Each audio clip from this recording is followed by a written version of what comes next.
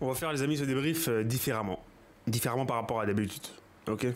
Cette fois-ci, ce que je vais faire, c'est tout simplement prendre joueur par joueur et dire ce que j'en pense par rapport à ce match. Ok, c'est parti. Déjà, les amis, voici la compo. Lunin au goal. Sur les côtés, on avait Mendy et Vasquez. En charnière, il y avait Rudiger et Militao. Le milieu à 4 avec Tchouaméni, Valverde, Bellingham et Luka Modric. Et en pointe, il y avait Vinicius et Mbappé. On commence directement. Lunin, premier joueur à noter plus ou moins. Lunin, personnellement, je lui donne un 6 sur 10. Un 6 sur 10 parce qu'il fait deux grosses parades pour empêcher le Real Madrid d'une humiliation.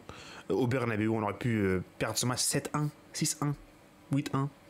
Il fait une grosse parade sur une tête, je crois que c'était Théo Hernandez. Il y a aussi une occasion en fin de match, Tammy Abraham qui n'arrive pas à finir. Donc là, déjà, deux grosses occasions qu'il arrête. C'est vrai qu'il se rate un peu sur le deuxième but parce que la parade qu'il fait, elle est pas mal, mais il y a un rebond dans l'axe, donc devant Morata qui n'a plus qu'à finir. Donc personnellement, je lui donne un 6 sur 10 à Lunin, mais pour moi, c'est pas le pire sur le terrain et c'était même un des meilleurs sur le terrain côté Real Madrid. On continue. Vasquez, il a été horrible. Horrible, Vasquez. Zéro apport offensif. Défensivement, il se fait balader sur le côté droit. Sur le troisième but, toute la défense du Real Madrid se fait balader. Toute la défense du Real Madrid se fait balader, notamment Lucas Vasquez, qui ne sait même pas se placer, les amis. Donc pour moi, Lucas Vasquez aujourd'hui, un 2 sur 10. On continue. Sur le côté gauche, il y avait Ferland Mendy. Ferland Mendy, ça fait pas mal de temps là qu'il est pas bon. Et offensivement, ça ne change pas grand chose par rapport à d'habitude. Il n'a pas été bon tout au long du match. Défensivement, c'est plus le Ferland Mendy, le rock défensif qu'on avait d'habitude, le joueur infranchissable. Et offensivement, ça apporte rien. Ça apporte rien offensivement. Donc Ferland Mendy, je suis désolé, mais je t'adore. Hein. J'aime bien Ferland Mendy. Enfin, Ferland Mendy pour moi, le Ferland Mendy Prime, il est injouable, mais là, c'est insuffisant, très insuffisant. C'est genre, c'est le néant. Il n'y a pas d'apport offensif des deux latéraux aujourd'hui. Comme d'habitude quand même, mais Vasquez d'habitude, il était un peu intéressant. Mais là, du coup, Ferland Mendy aussi 2 sur 10. Pour la défense, les amis, Militao, Rudiger. Militao, on commence par Militao. On va terminer sur une bonne note avec Rudiger. Militao, 2 sur 10. 2 sur 10 parce que il sauve le Real Madrid d'un petit but aussi. Le corner de Thio en première mi-temps, il aurait pu y avoir 3-0 en une mi-temps. Donc, il fait ce petit sauvetage sur corner. Mais sinon, le troisième but. Expliquez-moi ce qu'il fait sur le troisième but. Quelqu'un m'explique. Il se fait balader. Déjà, il se balade sur le terrain. Il se balade au niveau du rond central. Déjà, il fait quoi là-bas? Si vous remettez le ralenti, les amis, si vous remettez le ralenti du but, regardez ce que Militao fait sur l'action. Il est au niveau du rond central. Il se fait manger par Rafael Leao. Après, Leao qui va avancer, il va continuer de continuer à essayer de rattraper Militao. Il n'arrive pas à le rattraper. Il fait quoi après? Il glisse ou il tombe, je sais pas ce qu'il fait. Il tombe. Et du coup, après, Leao fait la passe pour Reinders et à but. Donc, le fautif sur ce but, c'est Militao à 100%. À 100%, c'est lui qui doit assumer la responsabilité du but entièrement, même si Vasquez aussi aurait pu aider un peu en défense sur ce but-là. Rudiger sur le but, je sais pas pourquoi il glisse, je sais pas pourquoi il est par terre. Enfin, j'ai vu le ralenti, la fin du ralenti, je le trouve par terre. Pas compris pourquoi il est par terre, mais Rudiger, j'aime bien. Le truc avec Rudiger, c'est on peut compter sur lui à chaque match. Il a marqué ce but qui a été refusé pour hors-jeu, mais il y a toujours cet esprit d'aller de l'avant et d'aller essayer de ramener un truc pour le Real Madrid. Et il a marqué comme il avait fait contre le Borussia Dortmund. Cette fois-ci, ça a été refusé. Rudiger, je lui donne un 4 sur 10. Parce que franchement, tu t'encaisses 3 buts à la maison et il aurait pu avoir 7 buts pour l'AC Milan. Pour moi, tu peux pas dépasser un 4 sur 10. Franchement, un 4 sur 10, je suis gentil. Une note générale pour la défense, c'est un 2,5 sur 10 parce que voilà, Rudiger, il monte un peu la note. Le milieu maintenant. Le milieu, Valverde, j'ai jamais vu un Valverde aussi fantomatique. J'ai jamais vu un Valverde aussi nul. Il n'a pas été présent dans ce match. Il n'a pas été présent dans cette équipe. Et la preuve, il a été remplacé à la mi-temps. On ne l'a pas vu du tout. Il a été invisible, Valverde, dans ce match. Il n'a pas été bon. Personnellement, je ne l'aurais pas enlevé. Je l'aurais laissé sur le terrain parce qu'on ne sait jamais avec Valverde. Il peut se réveiller en deuxième mi-temps. Et c'est un des seuls joueurs, avec Rudiger, peut-être qui a cet esprit de la gagne, cet esprit du combat avec Rudiger, cette grinta qui manque au Real Madrid avec la blessure de Carvajal. Parce que pour moi, Carvajal, c'est le seul. Hein. Pour moi, c'est Carvajal, le joueur qui représente le plus le Real Madrid dans cet aspect du jeu, dans cette grinta, dans cette combativité. C'est le seul, c'est Carvajal pour moi. Et vu qu'il est blessé, il n'y a plus personne. Et Valverde aujourd'hui, il est passé à côté, il ne reste plus personne. J'ai dit Rudiger, et on l'a un peu vu vers la fin du match, mais sinon, les autres, ils ont été fantomatiques. Du coup, Valverde, je lui donne un 2 sur 10 parce que lui aussi, j'ai pas vu du match. Franchement, il était invisible. Tchouaméni, le flop du match, le pire joueur sur le terrain. Franchement, je lui donne un -2. Comment tu peux être aussi nul? Explique-moi. C'est de l'amateurisme à l'état pur. Comment tu peux être aussi nul? Le premier but, il est au marquage de Thio. Thio, il le pousse un peu. Et c'est bon, il s'est dit, vas-y, il m'a poussé, je le laisse passer. Et Thio, il va faire quoi? Il va marquer. 1-0 pour l'AC Milan. Deuxième but, mais deuxième but, franchement, il faut poser le micro là. Il faut poser le micro. Deuxième but, c'est honteux. J'arrive pas à y croire, mais franchement, j'arrive pas à y croire. Comment un joueur a été nommé capitaine d'équipe de l'équipe de France il y a pas longtemps là, comment un joueur comme ça, qui a coûté je sais pas combien de balles au Real Madrid, comment un joueur de ce statut, il peut nous sortir un match comme ça? C'est censé être le joueur le plus rassurant de cette équipe du Real Madrid. C'est censé être. Bah, on l'a dit pas mal de fois, les amis, avec Tchouaméni, titulaire, on a perdu aucun match. Le deuxième but, il fait la passe décisive. Littéralement. Il fait la passe décisive, le poteau. Il fait la passe au joueur de l'AC Milan. Vas-y, prends la balle. Vas-y, frérot, prends la balle. Let's go. Il a donné la balle au joueur de l'AC Milan. Il a fait quoi, le joueur de l'AC Milan? Un 1-2 avec son coéquipier. Il est passé. Donné à Léao. Et après, le problème, c'est pas là. Il fait la passe, hein. Il sera sur la passe, Tchouaméni. Le problème, c'est qu'après, il regarde. Il s'est dit, vas-y, j'ai fait la mauvaise passe. Les autres joueurs, ils vont se débrouiller, ils vont enlever la balle. Il regarde, littéralement. Il se fait manger sur le triangle avec le 1-2. Et après, il y a la balle avec Léao. Léao, il était censé faire la remise à Morata. Il fait pas la remise à Morata. Il va se retourner et frapper. Et Tchouaméni, il a l'intelligence de plus ou moins aller vers Morata. Mais vu que Léao ne fait pas la passe à Morata, il va frapper tout seul. Et à ce moment-là, la parade de Lunin fait une parade et retombe devant les pieds de Morata. Et Morata, qui était censé être marqué par Tchouaméni, il est tout seul. Tout seul. Un chef-d'œuvre d'Aurélien Tchouaméni, franchement. J'ai rarement vu un cas aussi grave. Un but, franchement, gag. 0 sur 10, moins sur 10, moins 2 sur 10, franchement, les amis.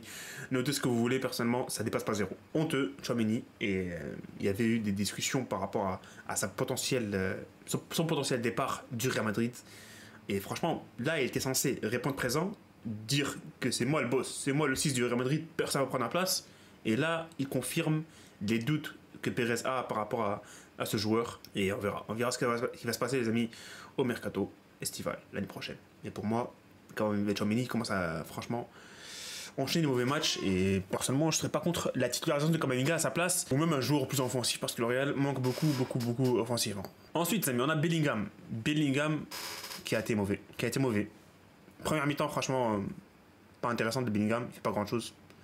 Fantomatique, invisible dans le jeu, pas impactant, tout ce que vous voulez. Deuxième mi-temps, ça va. Il a un peu essayé, mais devant, ça n'a pas été bon devant en deuxième mi-temps. Donc, le seul qui était bon en première mi-temps, c'était Vinicius. Et Vinicius a flop en deuxième mi-temps. Donc, Bellingham, il n'avait plus de quoi s'appuyer sur en deuxième mi-temps. Donc, automatiquement, son match est mauvais. Et il sort à la 70e. Et il sort en plus fâché par rapport au résultat, par rapport à sa performance sans doute. Mais très mauvais match de Bellingham aujourd'hui. Mauvais match du Real Madrid en général. Mais mauvais match de Bellingham, je lui donne un 3 sur 10. Modric, il a tout raté, Modric a tout raté. Pour moi, Modric, il ne doit plus jamais commencer un match du Real Madrid, franchement. C'est bon, il a 40 000 ans, c'est bon. Il doit rester sur le banc, rentrer pour les 20 dernières minutes. C'est plus un joueur qui doit commencer les matchs. Vous dites ce que vous voulez, les amis. Tu veux faire rentrer Ceballos, fais-le rentrer dès le début, fais rentrer Arda Güler, fais rentrer je sais pas quoi, mais pas Modric titulaire, c'est bon. C'est fini, Modric. Modric, c'est fini, il ne peut plus jouer titulaire au Real Madrid. Avec la Croatie, ok, mais avec le Real Madrid, c'est bye-bye. Il a commencé, je crois, en début de saison, un match. Il a été affreux. Il commence aujourd'hui contre l'AC Milan. Il a été affreux sur les 20 premières minutes. Il rate 3-4 passes. Il a tout raté aujourd'hui. Franchement, il n'a pas été bon. Il fait une bonne passe à Mbappé. Il a été en position de hors-jeu, Mbappé.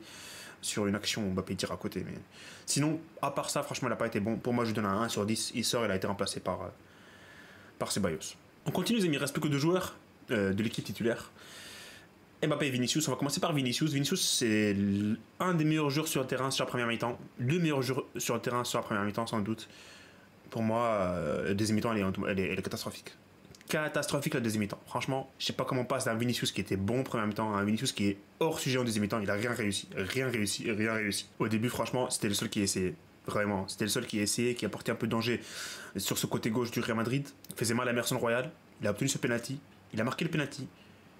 Et en deuxième mi-temps, qu'est-ce qui s'est passé, les amis? Qu'est-ce qui s'est passé en deuxième mi-temps pour Vinicius Junior? Je sais pas ce qui s'est passé, franchement. Il s'est transformé, il est devenu nul. Tous les contrôles sont ratés, toutes les passes sont ratées. Il s'est créé 0 occasion, à part le coup de tête en fin de match. Il s'est créé 0 occasion. Pour un joueur qui est censé être décisif sur les matchs comme ça, et pour ramener le Real dans des matchs compliqués comme ça, il n'a pas été bon en deuxième mi-temps. Et on a manqué ce Vinicius. Parce qu'en première mi-temps, franchement, s'il y avait un petit truc pour le Real Madrid dans ce match à aller chercher, c'était par l'intermédiaire de Vinicius. Il n'a pas été en deuxième mi-temps. Et c'est pour ça que le Real perd. Si je devais noter Vinicius, c'est un 4 sur 10. Et enfin Mbappé les amis, on va terminer l'équipe titulaire en tout cas avec le meilleur joueur du monde. Kylian Mbappé, 0 sur 10. Je donne à Tchouaméni moins 2, mais les amis, quand je dis 0 pour moi, ça n'a rien de 0, moins 10, moins 12, moins 27, moins 28, c'est pareil. Nul, c'est nul. Il a été affreux, affreux de chez affreux. Contre le Barça, il s'est créé 40 000 occasions, il a tiré sur le gardien. Là, aujourd'hui, il s'est créé 3-4 occasions, il a tiré sur le gardien 3 fois. Et sinon, si c'est pas sur le gardien, c'est sur un tibia, c'est sur une tête, c'est dehors. Mais ce joueur, il a un objectif dans sa tête. C'est de faire mal à l'adversaire direct. Et pas faire mal au niveau des buts, hein. Pas faire mal physiquement. Il veut frapper le joueur, il veut frapper le joueur, il veut frapper la cible en fait. Il veut littéralement attaquer le joueur. Je sais pas, il est dérangé dans sa tête. C'est incroyable. Il tire que sur des tibias, il tire que sur le gardien, il tire que sur de la viande en fait. C'est littéralement ça. Il tire que sur un être vivant. Il peut pas s'empêcher de faire ça. C'est incroyable. Ça fait 2 matchs là. Hein. Ça fait 2 matchs là. Il a dû tirer 20 fois pour 0 but. 0 but, votre meilleur joueur du monde. Je me rappelle, hein, au bout du 5e match, j'en parlais en live. Au bout du 5e match, j'étais un peu parti sur Twitter. Ça disait quoi, les amis? Ça va passer, ça va passer. C'est la mayonnaise, elle va prendre. La mayonnaise, elle va prendre. De quelle mayonnaise on parle? De quelle mayonnaise? C'est incroyable. La mayonnaise, elle va prendre. Il est hors sujet. Il est nul de chez nul. Il a joué 15 matchs avec le Real Madrid. Il a marqué 4 penalties. Il est juste nul. C'est bon. Arrêtons les amis, arrêtons. S'il vous plaît, boycottons ce joueur surcoté. On s'est fait avoir. Point à la ligne, c'est bon. Il n'y a pas de... Il va pas revenir en fait, il va pas revenir. Je sais pas ce que vous entendez, mais il va pas revenir. Son niveau, il est limité, c'est tout. C'est son plafond, c'est tout. Il va pas revenir. Il est juste nul. C'est un joueur qui est nul. Comment on peut passer d'un statut d'un meilleur joueur du monde à un joueur qui sait pas faire un contrôle? Franchement, on passe de très très haut aux bases de football en fait. Il sait pas appliquer les bases du football. Qu'est-ce que vous attendez? Qu'est-ce que vous attendez? Mayonnaise, pas mayonnaise, ketchup, moutarde, qu'est-ce que vous attendez, frère? Les frérots, qu'est-ce que vous attendez, franchement? C'est honteux ce qu'on regarde, hein. Ton meilleur joueur du monde, toi, il sait faire un contrôle ou pas? Eh ben non, apparemment non. Apparemment non. Kylian Mbappé, le meilleur joueur du monde, c'est pas faire un contrôle. Je peux attaquer pendant 30 minutes, hein. Je peux l'insulter pendant 30 minutes, mais je vais pas le faire. Parce que ça sert à rien. Parce que les vrais footeux, des gens qui savent que c'est pas un bon joueur de football. Et les remplaçants, franchement, quand même Miguel qui est rentré à la mi-temps, Brahim Diaz qui est rentré à la mi-temps, ils n'ont pas été assez bons en tout cas, assez impactants pour ramener le Real Madrid sur la bonne voie. Brahim Diaz n'a pas été impactant comme d'habitude, peut-être c'est la blessure, il vient de revenir de blessure. Il a fait un bon petit truc en fin de match, une petite feinte de frappe qui aurait pu apporter un petit but, mais je sais pas comment on explique, la feinte là où il laisse la balle passer entre ses jambes, ça aurait pu apporter un petit truc, mais ça n'est pas venu, mais donc voilà. Pas impactant, les changements, Ceballos est rentré, il fait la passe qui est dégagée par Maignan, ça retombe dans les pieds de Rudiger et ça finit en but, mais franchement, pas assez impactant. Et enfin, il a fait rentrer Rodrigo et Frank Garcia, eux aussi pas assez impactants. Moi, je pense vraiment que les changements, ils étaient... Bon, il fait rentrer Rodrigo Brahim, les 2 choix sur 4 qu'il a, offensivement. Mais moi, je pense qu'il aurait pu aussi faire rentrer les 2 autres choix qui restaient, Arda Güler et Hendrik, mais il le fait pas. Il le fait pas. Moi, personnellement, je pense qu'il fallait faire rentrer Arda Güler et Hendrik, sortir Mbappé et faire rentrer Arda Güler à la place de Modric. J'aime bien l'idée de faire rentrer Ceballos, mais fais-le rentrer dès le début du match. Modric, comme j'ai dit, il ne doit plus commencer les matchs. Donc les remplaçants, comme j'ai dit, les amis, pas top. Les changements n'ont pas été bons. Ils n'ont pas été bons. Et Ancelotti, pour finir, je donne une note à Ancelotti, 0. Quand t'as une équipe du Real Madrid qui encaisse, les amis, 7 buts en 2 matchs au Bernabeu, ok, on peut blâmer la défense, mais aussi il faut blâmer ton équipe à toi. Tu marques un but en 2 matchs au Bernabeu chez toi, dans 2 matchs importants, en Champions League et un Classico. 4-0 Classico, 3-1 à AC Milan, contre AC Milan. Et comme je dis, on aurait pu encaisser 7 buts contre le Barça, 7 buts contre AC Milan. Je sais que défensivement, on n'est pas bon. Et offensivement, c'est clair qu'on n'est pas bon. Mais aussi, il faut revoir l'entraîneur aussi. Il faut revoir un peu les tactiques, les stratégies de l'entraîneur. Et vraiment, je sais pas si vous considérez qu'il y a une tactique, vous, mais personnellement, pour moi, c'est le néant. J'ai jamais vu une mi-temps aussi nulle du Real Madrid. On a parlé du match de Lille, qui n'a pas été bon de la part du Real. Mais celui-là, franchement, c'est le néant. T'es au Bernabeu, t'es à la maison. T'arrives même pas à te créer une occasion en 40 minutes, en deuxième mi-temps. Donnez-moi une occasion du Real avant la fin de match. J'attends. Y a pas. À part la frappe de Mbappé qui a été détournée par Maignan en corner, il y a 0 occasion. 0. Littéralement 0. En fin de match, bien sûr, les occasions elles se sont multipliées parce que voilà, il fallait sauver le Real Madrid, revenir, remontada. Le remontada, c'est pas tous les jours que tu vas avoir un Vinicius qui est électrique. Un Vinicius qui va faire la différence. On compte toujours sur les exploits individuels. C'est ça Ancelotti en fait. Il compte sur les exploits individuels. Il n'y a rien du tout. Vinicius le sauve contre le Borussia Dortmund. On a fait d'autres remontadas ou pas? Mais de toute façon, c'est toujours des exploits individuels avec le Real Madrid depuis le début de la saison. Je le dis et je le redis à chaque fois, les amis. Je le dis, je le redis à chaque fois. Comment ça se fait qu'on est deuxième en Liga? Je ne sais pas. Je ne sais pas, on est juste nul. On est catastrophique. On n'a pas le niveau. Même pour l'Europa League, on n'a pas le niveau. Il faut attaquer Ancelotti. Parce qu'il faut l'attaquer. Mbappé, il est nul. Oui, il est nul, Mbappé. Oui, il est catastrophique, Mbappé. Oui, il fait mal à l'équipe, Mbappé. Mais Ancelotti aussi, quand même.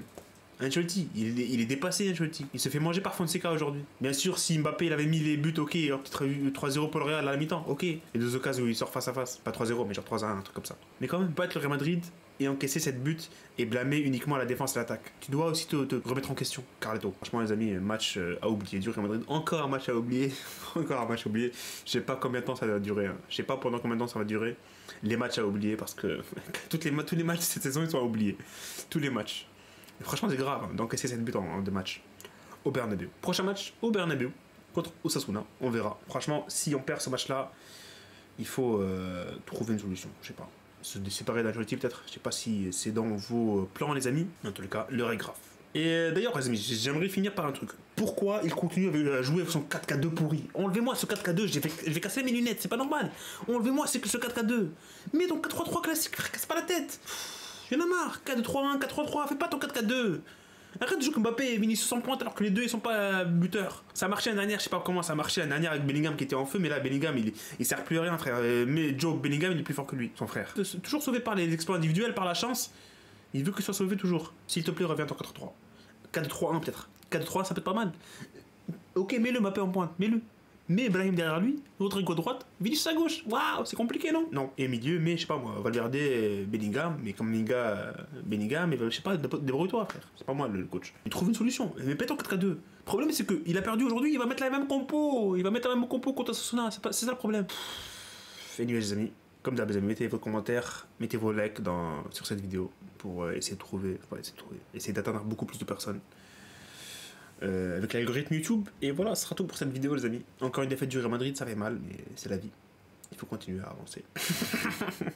Allez, salut les amis. Profitez de votre Real Madrid, toujours Real Madrid. Dans le mal et dans le bien. Je sais pas si ça se dit, mais... Vous avez le message, les amis. Allez, peace.